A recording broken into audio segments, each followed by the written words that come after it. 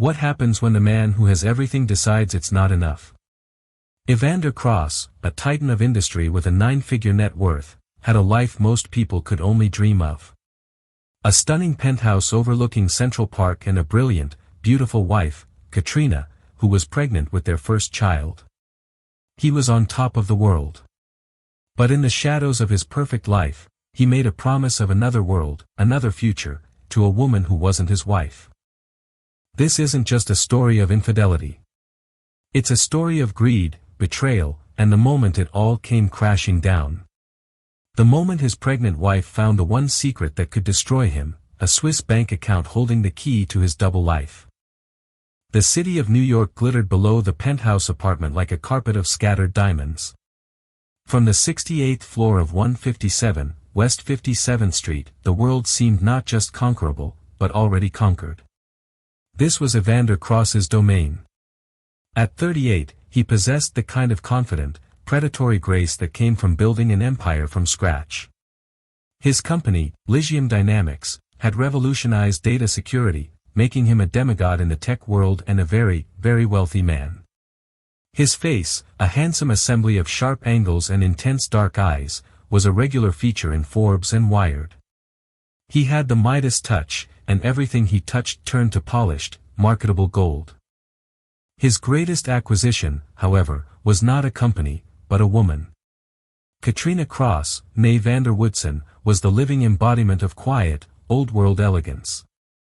Her family's money was ancient, smelling of mahogany and leather-bound books, a stark contrast to Evander's new, electric-scented fortune.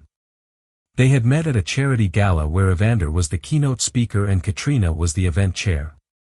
He was captivated by her poise, her sharp intelligence, and the way she commanded a room without ever raising her voice. She, in turn, was drawn to his raw ambition, the untamed energy that buzzed just beneath his tailored Tom Ford suit. Their union was the talk of Manhattan, the self-made disruptor and the society heiress, a modern-day fairy tale. Now, 4 years into their marriage, the fairy tale was about to welcome a new chapter. Katrina was 6 months pregnant with their son, a child who would inherit Evander's drive and the Vander Woodson legacy. She was radiant, her usually slender frame softened by the gentle curve of her belly. Tonight, she stood by the floor-to-ceiling windows, one hand resting protectively on her bump, watching the city lights blur into a watercolor masterpiece. "He's kicking again," she said, her voice a soft melody that always managed to soothe the frantic hum in Evander's brain. "I think he's going to be a soccer player. Or a professional boxer." Evander came up behind her, wrapping his arms around her and placing his hands over hers on her stomach. He rested his chin on her shoulder, inhaling the familiar, comforting scent of her Chanel No. 5. "A CEO, like his old man," he murmured into her hair. "He'll be a builder, Ellie. Like me. We'll teach him how to build empires." She smiled, leaning back into his embrace. "Let's teach him how to be a good man first. The empires can wait." It was the perfect moment in their perfect life. A life of curated perfection, from the abstract expressionist paintings on the walls to the Michelin-starred meals prepared by their private chef. It was a fortress of wealth and happiness, impenetrable and gleaming. But even the strongest fortresses have secret passages, and Evander was a man who had mastered the art of building them. His secret passage had a name, Isabella Rossi. He had met her 3 months prior. It was a rainy Tuesday, and Evander had ducked into a small, avant-garde art gallery in Chelsea to escape a sudden downpour. The gallery was stark white, the art challenging and provocative. And then he saw her. Isabella was explaining a chaotic, vibrant canvas to a potential buyer. She was a stark contrast to Katrina's cool, blonde beauty. Isabella was all fire and passion, with a mane of dark, curly hair, expressive hands that danced as she spoke, and eyes that held a hint of wildness. She managed the gallery, but it was clear she had ambitions that stretched far beyond its white walls. Evander, an investor in art but rarely a connoisseur of it, found himself utterly captivated. He waited until her client left. "You have a gift," he said, his voice making her jump. "You don't just sell the art. You make them feel it. Isabella turned, her dark eyes assessing him in an instant. She recognized him, of course. Who in New York wouldn't? A small, knowing smile played on her lips. Art is meant to be felt, Mr. Cross. Otherwise, it's just expensive decoration. Call me Evander. That was how it started. A conversation about art turned into a 2-hour discussion over coffee. Coffee turned into clandestine lunches. Lunches bled into late afternoon trysts in a boutique hotel in Soho that he'd booked under a false name. With Katrina, his life was a meticulously planned symphony. With Isabella, it was improvised jazz, unpredictable, thrilling, and dangerously seductive. She didn't care about his stock prices or his board meetings. She cared about his passions, his fears, the man he was before he became a brand. She saw the restless hunger in him that Katrina had sought to soothe. And instead of calming it, she fed it. "You're trapped in a golden cage, Evander," she'd whispered to him one afternoon, her fingers tracing the tense line of his jaw. They were in their hotel room, the city noise a distant hum. A beautiful, perfect cage, but a cage nonetheless. He didn't deny it. In fact, he found the idea exhilarating. He was the master of the universe, yet she saw him as a captive. It was a narrative that absolved him of his guilt. He wasn't betraying Katrina, he was escaping a gilded prison. The promises began as whispers, sweet nothings in the dark. But with a man like Evander, whispers had a way of becoming blueprints. "I want to see the world with you," he told her, scrolling through pictures on his phone. "Not the world of boardrooms and charity balls. The real world. A villa in Tuscany, overlooking a vineyard. We could wake up to the sunrise, drink wine, and forget what day it is." Isabella's eyes gleamed. "That sounds like a dream." "It doesn't have to be," he said, his voice low and serious. "I can make it happen." He started to paint a picture of a future for her, a masterpiece of deceit. He told her that he and Katrina were more like business partners now, that the spark had faded long ago. The baby, he explained with a pained expression he'd practiced in the mirror, was a last-ditch attempt to save something that was already broken. "I can't leave her now, not while she's pregnant," he'd say, the picture of a tortured, honorable man. "But after the baby is born, things will change. I'll make sure she's taken care of. But my future, my happiness. That's with you, Bella." She believed him. Every word. Why wouldn't she? He was Evander Cross. He didn't just make promises, he issued decrees. He started sending her gifts, not just jewelry and clothes, but things that spoke to their shared future, a first-edition copy of a book on Tuscan architecture, a rare bottle of Brunello from a vineyard near the very spot he claimed he wanted to buy land. He was building a second life as meticulously as he had built his first. He compartmentalized with chilling efficiency. He would leave Isabella's arms, shower away her scent, and go home to his pregnant wife, slipping back into the role of doting husband without missing a beat. He'd feel the baby kick under his palm and feel a surge of genuine love and excitement, even as the ghost of Isabella's touch lingered on his skin. He loved Katrina, he told himself. He did. But what he had with Isabella was different. It was passion. It was life. It was the one thing his money couldn't buy on the open market, a rebellion against the perfect life he had so carefully constructed. One evening, about a month after meeting Isabella, he was working late in his home office. The space was his sanctuary, a minimalist room with a panoramic view of the city he'd conquered. Katrina was asleep, and the penthouse was silent. He was supposed to be reviewing quarterly reports, but his mind was elsewhere. It was on Isabella, on Tuscany, on the intoxicating, terrifying idea of a life lived on his own terms. He knew that to make this second life a reality, he needed more than just whispered promises. He needed resources. He needed a war chest, a fund completely off the books, invisible to the prying eyes of his company's auditors and, more importantly, his wife. Katrina, for all her quiet grace, was no fool. Her family had taught her to read a balance sheet as easily as she read novels. Their finances were largely intertwined, a web of trusts and joint accounts. He opened a secure, encrypted browser on his laptop.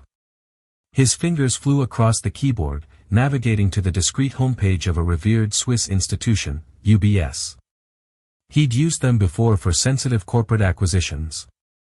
They were the ghosts of the banking world, silent, efficient, and above all, discreet. He began the process of opening a new private wealth account. He funneled an initial $10 million into it, siphoned from a holding company so obscure it would take a forensic accountant months to trace. It was a complex web of transactions designed to be invisible. For the account name, he paused. This wasn't just a collection of numbers. It was a symbol of his intent. It was his escape hatch, his new beginning. He typed in the name, Project Renaissance. He hit enter. The transfer was confirmed. There it was. A secret.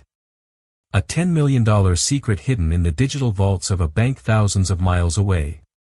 A testament to a future he was building in the shadows of his marriage. He leaned back in his leather chair, the city lights reflecting in his dark, triumphant eyes. He felt a thrill, a jolt of power that was more potent than any billion-dollar deal. He had it all. The perfect wife, the child on the way, the adoring mistress, and a secret nest egg to fund his fantasy. Evander Cross, the master builder, surveyed his two empires, one built in the light, the other in the dark. He was convinced he could keep them separate. He was sure he could have both. It was his greatest miscalculation. Because in the silence of the penthouse, his pregnant wife, the woman he thought he could manage, was beginning to sense the subtle, tectonic shifts of his betrayal.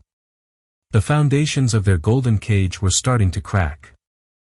The following week saw Evander descend deeper into his double life, operating with the clinical precision of a master spy.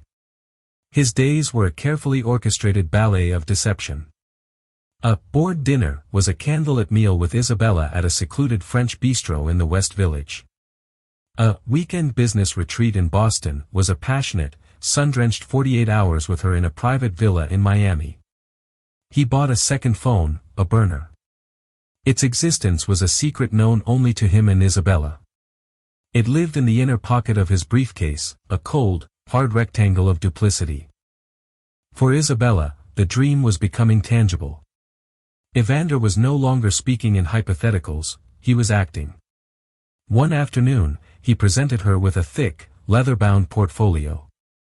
Inside were architectural renderings of a breathtaking Tuscan villa, complete with an infinity pool, a sprawling artist's studio for her, and a wine cellar that could hold 1,000 bottles. The firm listed on the blueprints, Studio Bianchi, was one of Italy's most exclusive architectural designers. "They're waiting for my final approval on the land survey," Evander said, his voice casual as if discussing the weather. "I've put a deposit down on a plot just south of Montalcino. The view is... well, you'll see." Isabella's hands trembled as she traced the lines of the drawing. It was real. This wasn't just pillow talk, it was a multi-million-dollar plan set in motion.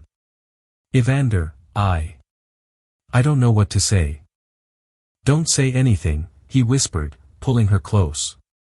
"Just be ready." He even began investing in her.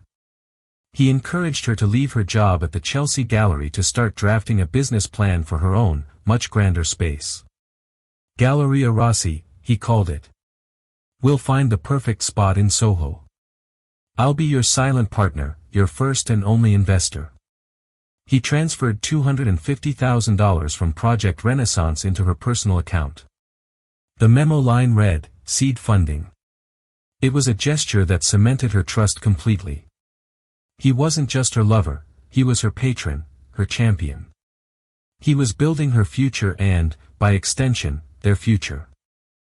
While Evander was constructing this fantasy life, the architect of his real life, Katrina, was beginning to notice the flaws in his design. It wasn't one big thing, but 1,000 tiny, almost imperceptible shifts. It was the way he'd started guarding his phone, angling it away from her when he typed. It was the faint, unfamiliar scent of a floral perfume, not her Chanel, that clung to his shirt one evening. He'd blamed it on a hug from an overzealous female colleague, but the explanation felt flimsy, rehearsed. There were the unexplained expenses on his credit card statements, which she usually reviewed. A charge for a 2-night stay at the Seta in Miami when he was supposed to be at a conference in Boston. When she'd questioned it, he'd smoothly explained that the conference location was changed at the last minute and he'd forgotten to tell her. He was a master of the plausible lie, the quick pivot, the confident deflection that made her feel almost foolish for asking. The real change, however, was in his eyes. When he looked at her now, there was a flicker of something she couldn't name. A distance. He was physically present, his hand on her swollen belly, his voice murmuring the right words about their son. But a part of him was absent, logged into a different server. The intimacy that had once been the bedrock of their marriage now felt like a performance. He was playing the part of the devoted husband, but she could hear the hollow echo in his lines. Pregnancy had heightened her senses, made her intuition a razor-sharp instrument. She started to pay closer attention. She cross-referenced his calendar with his credit card bills. The business dinner at a steakhouse in Midtown didn't match the charge from a tiny Italian place downtown. The dates were close, but not exact. It was sloppy. For a man as meticulous as Evander, sloppiness was a red flag. Her suspicions were a cold, coiling serpent in her gut. She hated the feeling. It was ugly, corrosive. She tried to dismiss it as hormonal paranoia, the anxiety of a first-time mother. Evander was under immense pressure at work. Of course, he was distracted. She was being unfair. She tried to reconnect with him. One night, she cooked his favorite meal herself, giving their chef the night off. She lit candles and put on the music from their wedding. She wanted to find her husband again, the man she'd married, not the polished, distant CEO who now sat across from her. "Is everything okay, Evander?" she asked, her voice gentle. "You seem so far away lately." He gave her a perfect, reassuring smile, but it didn't reach his eyes. "Everything's perfect, Ellie. Just buried in work. The new merger is a beast." He reached across the table and took her hand. His skin was warm, but the gesture felt disconnected. "Don't you worry about a thing. Just focus on growing our boy in there." He was placating her, patronizing her. And in that moment, Katrina knew. She didn't know the who or the where, but she knew the what. The serpent of suspicion in her stomach was no longer a feeling. It was a certainty. And it was hungry for the truth. The moment of discovery came on a quiet Saturday morning. Evander was out for a run in Central Park, a ritual he never missed. Katrina, unable to sleep, found herself in his home office. The room was bathed in the soft morning light, the city still waking up below. She was looking for a document related to the baby's trust fund, something she knew Evander kept in a file on his desktop. His laptop was open on the large oak desk. He'd forgotten to lock it. It was another uncharacteristically sloppy mistake. Her heart began to beat a little faster. She sat down in his chair, the leather still warm from him. She found the folder for the trust fund easily enough, but her eyes were drawn to another folder on the desktop. It was cryptically named, Personal Ventures. She clicked on it. A password prompt appeared. Her breath hitched. This was it. This was the locked door she'd sensed for months. Her mind raced through possible passwords. Their anniversary. Too obvious. His mother's maiden name. His childhood dog's name. All incorrect. She felt a surge of frustration, then a wave of cold clarity. Evander was a creature of ego and ambition. His passwords wouldn't be sentimental. They would be symbolic of his own journey. She thought back to the stories he'd told her when they were first dating, the stories of his struggles before he made it big. His first startup, a spectacular failure before he created Lysium Dynamics. It was called Icarus. He'd told her it was a lesson in humility, a reminder of what happened when you flew too close to the sun. She typed it in, ICRUS. The folder opened. It wasn't filled with love letters or illicit photos. It was something far colder, far more damning. It was a list of files, bank statements, wire transfers, architectural plans. Her hands were shaking now. She clicked on the most recent bank statement. The logo at the top of the PDF made her blood run cold. UBS. A Swiss bank. An account she had never heard of. The account holder's name was listed as a shell corporation she didn't recognize, but beneath it, the designation was clear, Project Renaissance. The balance displayed at the bottom of the page made her gasp. There were over $20 million in the account. An entirely separate fortune, hidden from her, from everyone. She frantically clicked on another file, a list of wire transfers. Her eyes scanned the page, her heart pounding a frantic rhythm against her ribs. Recipient, Studio Bianchi, Florence. Amount, €500,000. Memo, Tuscan Villa Deposit. Recipient, Isabella Rossi. Amount, $250,000. Memo, Seed Funding. Recipient, Deseta, Miami. Amount, $15,780. Memo, Villa Rental. Isabella Rossi.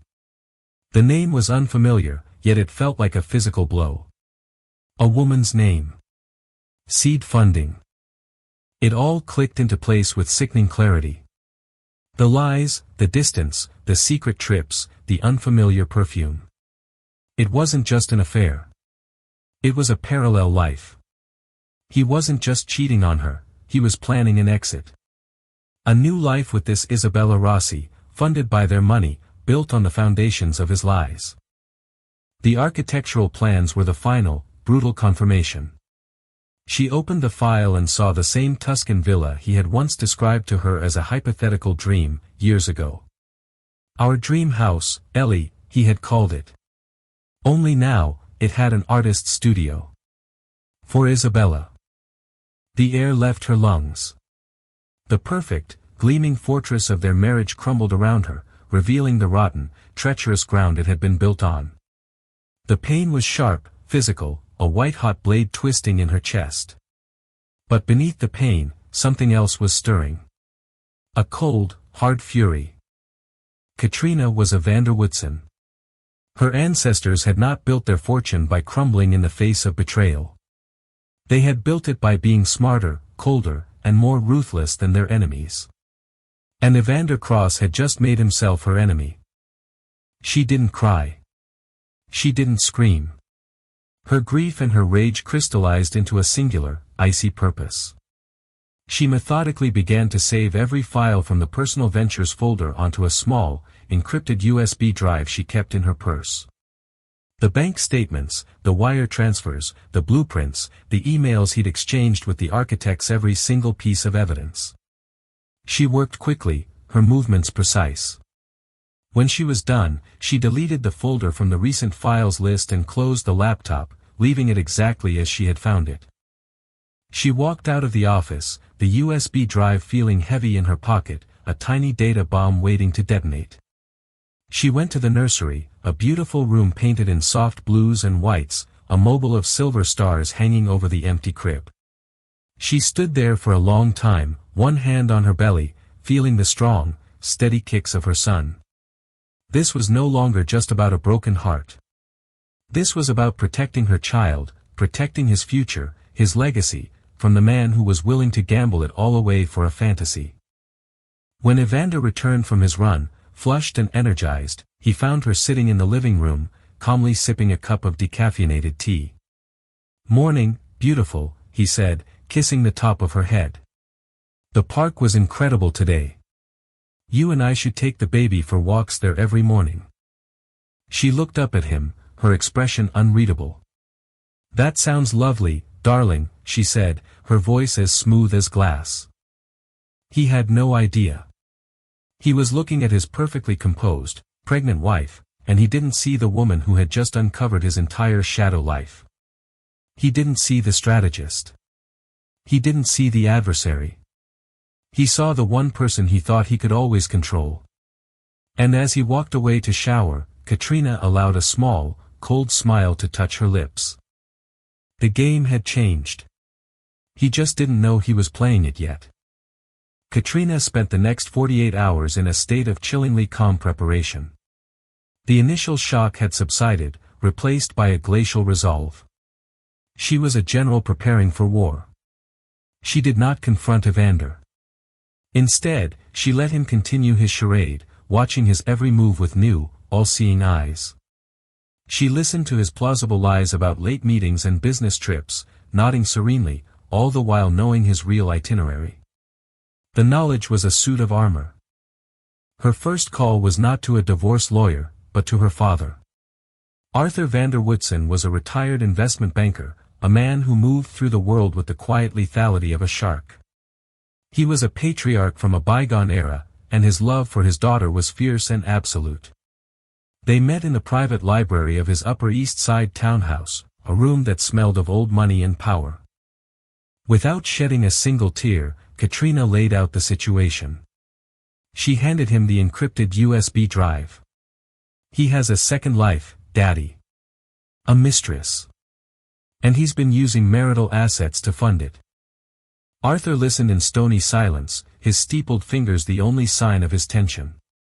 He scrolled through the contents of the drive on his laptop, his expression hardening with every file he opened. The UBS statements, the wire transfers to Isabella Rossi, the Tuscan villa. When he was done, he closed the laptop and looked at his daughter. He didn't offer empty platitudes or comforting hugs. He offered strategy. "The first thing we do is secure your position," he said, his voice a low growl. "This isn't about emotion, Katrina. This is a business transaction. A hostile takeover of your future. We need the best. Not just a lawyer, a killer." The killer's name was Victoria Hayes.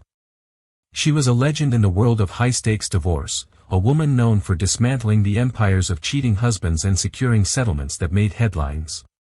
Her office was a fortress of steel and glass in Midtown. Katrina, with her father by her side, presented the evidence to Victoria. The lawyer's eyes, sharp and intelligent, lit up as she examined the files. "Mr. Cross has been very, very stupid," she said, a hint of predatory delight in her voice. "This offshore account. This is the smoking gun. He's not just an adulterer. He's committed financial fraud against the marital estate. This is beautiful." Victoria's advice was counterintuitive but brilliant. "Do nothing," she instructed. "Don't let him know you know. We wait. We let him transfer more money. We let him dig his own grave a little deeper. The more he commits to this Project Renaissance, the more you are entitled to when we strike." Meanwhile, Evander, oblivious, was escalating his promises to Isabella. He felt the birth of his son approaching like a deadline, a final hurdle before he could begin his real life. His guilt was assuaged by the millions he was setting aside. He was being honorable, he told himself. He would leave Katrina a wealthy woman. He flew Isabella to Paris for a weekend. He bought her a Cartier bracelet, its diamonds sparkling under the lights of the Eiffel Tower. "This is just the beginning," he promised, his voice thick with sincerity. "Soon, this will be our life. No more hiding." Isabella, emboldened by his promises and the growing balance in her bank account, was becoming impatient. She had drafted the business plan for her gallery. She had scouted locations. She was ready. "When, Evander?" she pressed. "When are you going to tell her?" "Soon, Bella. After the baby is born. The timing has to be perfect. For everyone." His perfect timing was about to be ripped from his hands. Katrina, following Victoria's counsel, waited for 2 more weeks. 2 weeks of polite dinners, of feigned interest in his work, of placing his hand on her belly to feel their son kick. It was the performance of her life. The day of the confrontation arrived. It was a Tuesday. Evander had just returned home from work, whistling. He'd just closed a major deal and was flying high. He found Katrina waiting for him in his home office. She wasn't in the living room or the kitchen. She was in his sanctuary. That was the first warning sign. The second was her expression. It was devoid of all warmth. She was holding a single piece of paper. "Hello, Evander," she said, her voice so cold it could have chipped glass. "Ellie?" "What's wrong?" he asked, his smile faltering. She didn't answer. She simply placed the piece of paper on the desk in front of him. It was a printed copy of the most recent Project Renaissance bank statement from UBS. Evander stared at it. The blood drained from his face. His mind went into overdrive, searching for a lie, an explanation, an escape route. But there was none. The numbers, the account name, his shell corporation. It was all there in black and white. "Where did you get this?" he stammered, his voice barely a whisper. "Your laptop is surprisingly easy to access when you use the name of your first failed company as a password. Icarus." "How fitting," she said, her voice dripping with contempt. "Did you really think I was that stupid?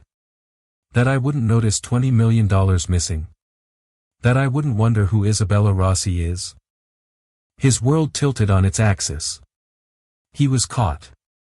Completely and utterly exposed. He opened his mouth to speak, but no words came out. The master of the universe was rendered speechless. "You have built a fantasy life on the back of our marriage," Katrina continued, her voice rising with controlled fury. "A Tuscan villa, an art gallery for your whore. While I am here, carrying your son, you are plotting your escape." "Katrina, it's not what you think," he began, the classic, pathetic defense of a guilty man. "Save it," she snapped. "I have everything. The wire transfers, the architectural plans, the hotel bills. I have it all. My lawyer has it all." The word lawyer hit him like a physical blow. This wasn't just a marital spat. This was war. In a state of pure panic, Evander did what all cornered animals do. He lashed out, and then he ran. He tried to gaslight her, to minimize, to blame her for their drifting apart. When that failed, he retreated, his mind reeling. His first instinct was to cut the cord. He had to contain the damage. His immediate reaction was to ghost Isabella. Her increasingly frantic calls went straight to his voicemail. Her texts, moving from confusion, "Is everything okay?" to worry, "Evander, please call me," to anger, "What the hell is going on?" were left unanswered. The steady flow of money into her account ceased. The dream of Galleria Rossi and the Tuscan sun evaporated overnight. Isabella was plunged into a nightmare. She had quit her job.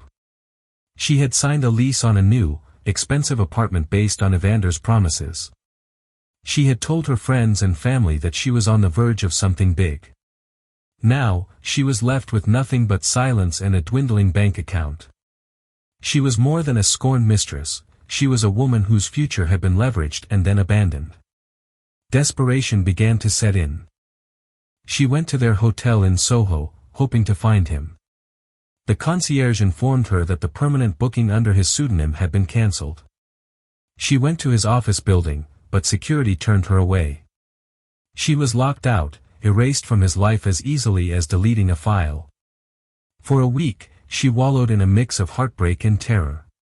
Then, the grief curdled into a hard, cold rage. Evander Cross had not just broken her heart, he had played her for a fool. He had used her. And now he was trying to discard her. But Isabella Rossi was not disposable. She thought about her options. She could leak the story to the press, but that would make her look like a gold digger. She had the Cartier bracelet and the money in her account, but she had no legal claim to his future. But she did have something else. She had evidence, intimate evidence. Text messages filled with his promises. Voicemails where he declared his love and detailed their future together. Photos from their secret trips. And then she had an idea, an audacious, terrifying, brilliant idea. There was only one other person in the world who hated Evander Cross more than she did right now, his wife. With trembling hands, Isabella did a search and found the contact number for Katrina Cross's personal foundation. She left a message, her voice low and urgent. My name is Isabella Rossi. I have information that I believe Mrs. Cross will find extremely valuable regarding her husband, Evander Cross. Tell her it's about Project Renaissance. The message was relayed to Katrina through her assistant. Katrina, sitting in Victoria Hayes's office, listened to the voicemail. Victoria's eyebrows shot up. Well, the lawyer said with a grin. The plot thickens. The mistress wants to talk. This could be very, very interesting. Katrina felt a wave of revulsion. The thought of speaking to this woman, this homewrecker, was sickening. But Victoria was right. A scorned mistress with evidence could be a powerful, if unconventional, weapon. Set up a meeting, Katrina commanded, her voice firm. A neutral location. Just the two of us. They met 2 days later in a private room at a discreet restaurant in the Carlisle Hotel. Katrina arrived first, composed and regal in a simple black dress. When Isabella walked in, she looked nervous, defiant, but not defeated. The two women, the wife and the mistress, stood face to face for the first time. The air crackled with unspoken animosity. Thank you for meeting me, Isabella began, her voice shaky. I'm not here for pleasantries, Katrina cut in, her tone icy. You have 5 minutes to tell me why I shouldn't have you thrown out. Isabella took a deep breath. Because I have what you need to burn him to the ground, she said, her voice gaining strength. You have the financial records. I have the emotional proof. I have recordings of him telling me he loves me, that he was leaving you after the baby was born. I have texts detailing every promise he ever made. He didn't just lie to you, Mrs. Cross. He lied to me, too. He sold me a fantasy and then tried to bankrupt me when it became inconvenient. We have a common enemy. Katrina stared at her, her mind racing. The idea was grotesque, to align herself with this woman. It was unthinkable.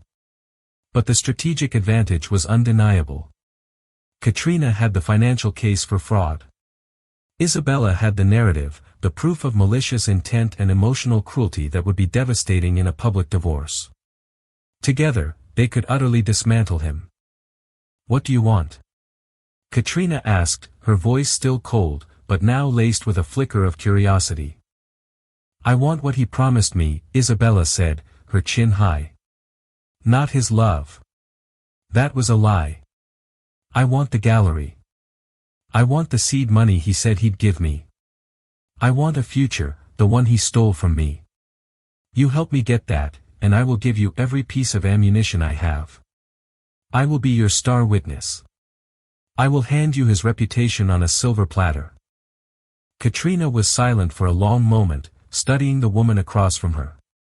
She saw the desperation, but she also saw a reflection of her own fury. They were two sides of the same counterfeit coin Evander had been spending. In a world where she should have been Isabella's greatest enemy, she had suddenly, shockingly, become her only hope. A slow, cold smile spread across Katrina's face. It was a smile that would have terrified Evander Cross. The rules of the game had just been rewritten.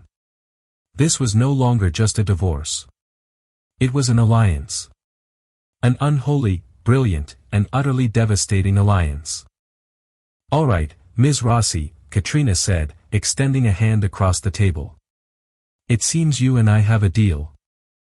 The alliance between Katrina Cross and Isabella Rossi was a weapon of mass destruction aimed directly at the heart of Evander's empire. In Victoria Hayes's gleaming midtown office, the three women formed a tableau of modern revenge, Katrina, poised and glacial, Isabella, a coiled spring of nervous energy and raw fury, and Victoria, the conductor of the orchestra, her eyes alight with the thrill of a complex, high-stakes game. This is unprecedented, Victoria had said after their first joint meeting, a genuine smile touching her lips. She leaned back in her chair, observing the two women who should have been mortal enemies. He'll never see it coming. He's preparing for a one-front war against a wife he thinks he can emotionally manipulate. We're about to open a second front he doesn't even know exists. Their strategy sessions were a masterclass in controlled demolition. Katrina's team of forensic accountants, guided by the encrypted USB drive and her father's ruthless oversight, laid out Evander's financial sins in stark, undeniable columns of numbers. They traced the flow of money from Lysium Dynamics through a labyrinth of shell corporations, each transaction a betrayal culminating in the $20 million slush fund named Project Renaissance. Isabella's contribution was the soul of the betrayal. Spread across the vast conference table were transcripts of texts and voicemails. Victoria read them aloud, her voice neutral, which only amplified their devastating impact. Leaving her is the hardest thing I'll ever do, but you are my future, Bella. The house in Tuscany is just the start. I'm going to give you the world. Once the baby is born, I can finally be free. Just hold on. Katrina listened without flinching, her hands resting on her pregnant belly. Each word was a fresh cut, but her pain had long since hardened into resolve. She looked at Isabella, not with sympathy, but with the detached appreciation of a general assessing a powerful piece of artillery. Isabella, in turn, avoided Katrina's gaze. Recounting the affair in her sworn affidavit had been humiliating, but seeing the cold proof of how she was just one part of a larger financial scheme fueled her anger, burning away the shame. She was not just a heartbroken lover, she was a defrauded investor in a fantasy startup. Meanwhile, Evander was operating in a different reality. He had hired a team of legal pitbulls from a top firm, lawyers who specialized in crushing corporate rivals, not navigating the delicate nuances of marital dissolution. In his mind, this was just another negotiation, another deal to be won. She's emotional, he told his lead attorney, a man named Marcus Thorne. She's pregnant. She'll make a lot of noise, but in the end, she's not a fighter. We offer her a generous settlement, something that looks good on paper. 20, maybe 30 million. A clean break. She'll take it. Marcus, a shrewder man than Evander gave him credit for, had his doubts. The allegation of a hidden offshore account is serious, Evander. Proof. She has nothing, Evander snapped, waving a dismissive hand. Paranoia. She found a credit card bill for a hotel. That's all. There is no proof. He truly believed it. His arrogance was a shield, blinding him to the fatal flaw in his fortress. He had underestimated his wife. He authorized the lowball offer, confident it would be the opening salvo in a short, victorious campaign. He imagined Katrina, overwhelmed and advised by some second-rate family lawyer, would eventually capitulate. He had no idea that he wasn't just facing Katrina. He was facing a triumvirate of fury, brains, and righteous vengeance. The first shot was fired not with a return phone call, but with a thermonuclear explosion on page 6 of the New York Post. Victoria Hayes had timed the leak perfectly, ensuring the divorce petition, with all its explosive appendices, landed in the hands of the city's most notorious gossip columnist.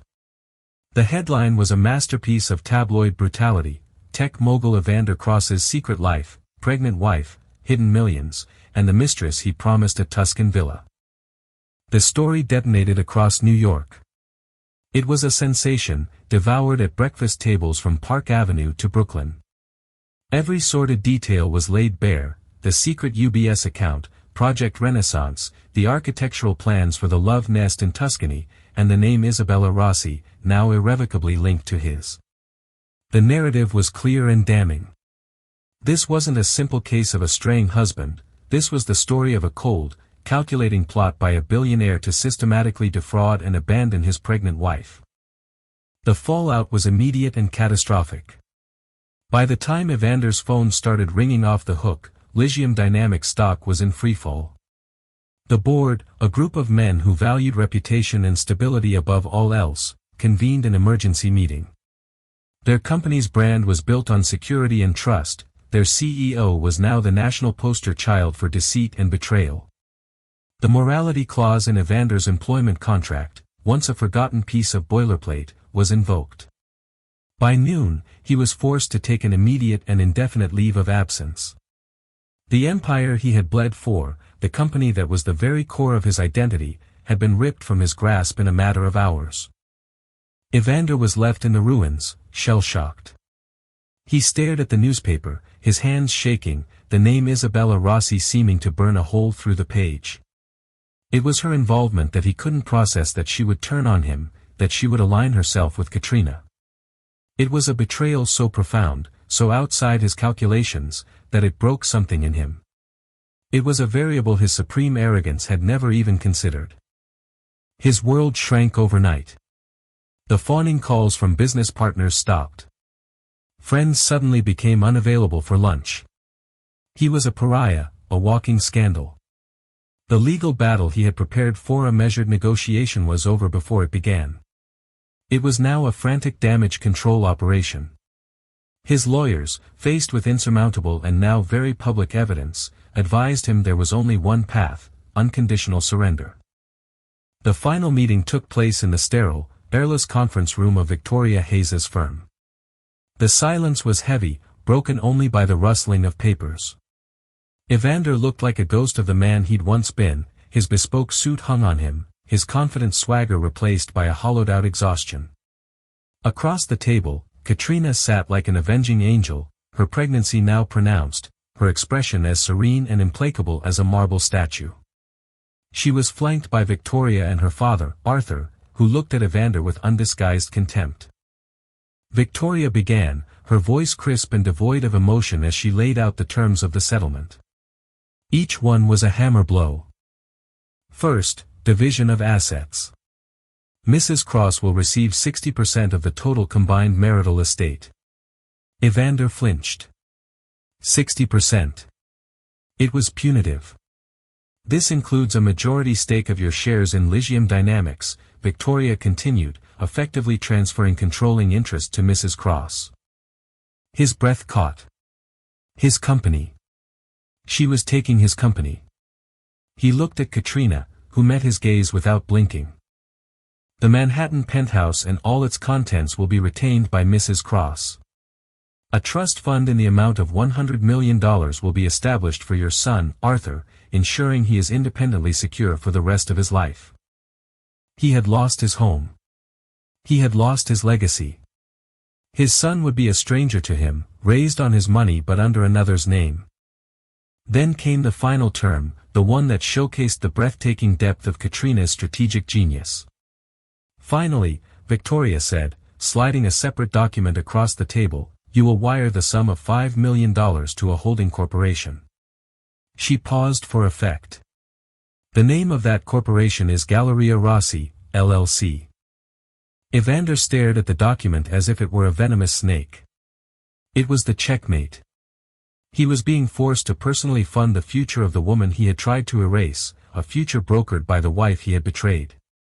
It was Isabella's severance, her hush money, and the cruel, poetic fulfillment of his own broken promise.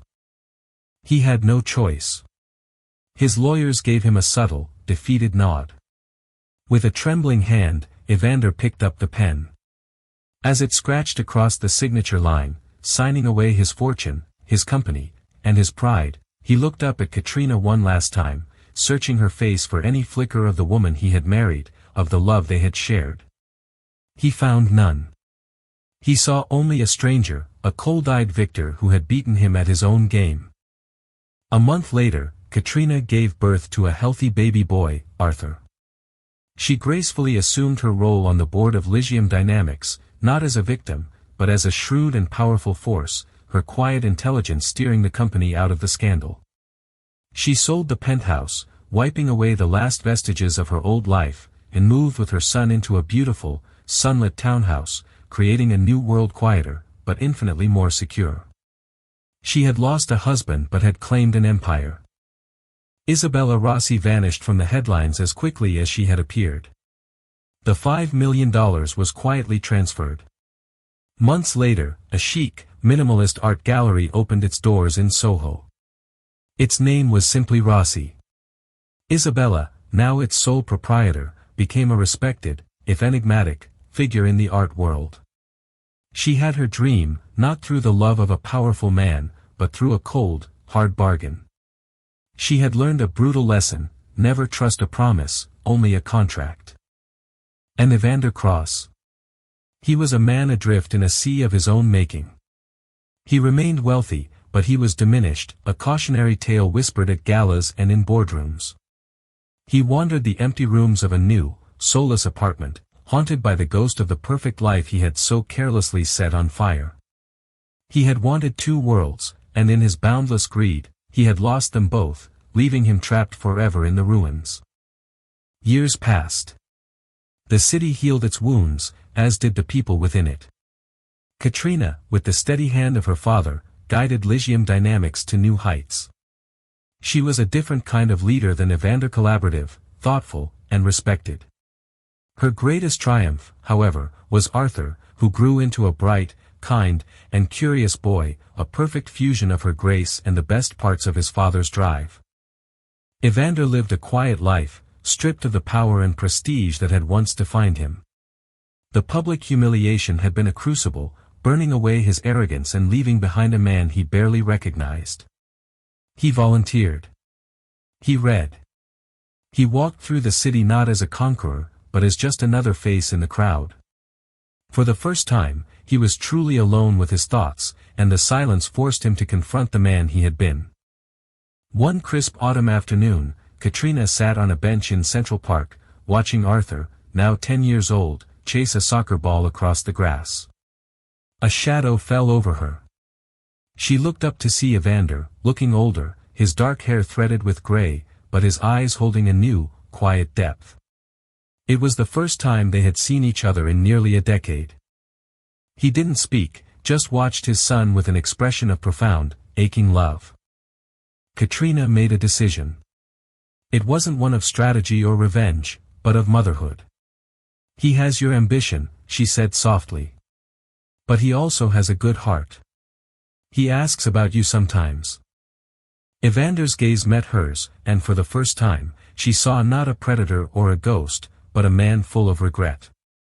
Katrina, She held up a hand, not to silence him, but to stop the apology she knew he could never adequately voice. Go on, she said, nodding toward their son, who had paused to look at the stranger talking to his mother. Go say hello to your boy. The empires can wait. As Evander walked hesitantly onto the field and Arthur ran to meet him, a tentative smile on his face, Katrina felt a sense of peace she hadn't realized was missing. It wasn't forgiveness, not completely. It was something more complex, a release. She had won the war, secured her son's future, and rebuilt her life.